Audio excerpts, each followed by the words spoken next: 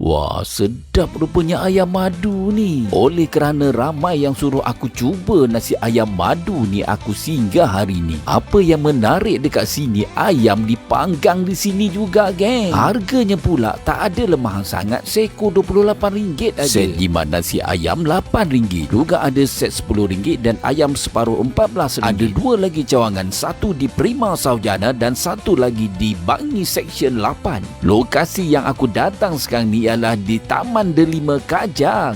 Korang tengoklah sambal itu memang pekat melekat. Kalau korang masih belum faham lagi tempatnya, senang aja, geng. Peniaga tepi jalan yang petang-petang tu, yang ramai-ramai tu kan, yang aku ambil ini set yang RM10. Berbaloi kan, ayam yang cukup besar. Macam biasalah, geng, sebelum nak balik tu kita tinggal jejak dulu. Sinilah lokasinya. Korang tengok betul-betul. Sampai je di rumah aku buka, korang tengoklah portionnya tu, boleh makan 2 orang. Sambal yang pekat melekat. Patut pun orang panggil ayam madu. Memang manis macam madu. Dibuka setiap hari kecuali hari Khamis, daripada pukul 11.15 pagi sehinggalah habis jualannya. Waktu dan cuti sama je di semua cawangan tau. Senanglah pada korang yang berada di Taman Delima ataupun di Prima Saujana ataupun di Bangi, korang boleh dapatkan nasi ayam madu. Bertunggu lagi, geng. Jomlah kita support Boletron.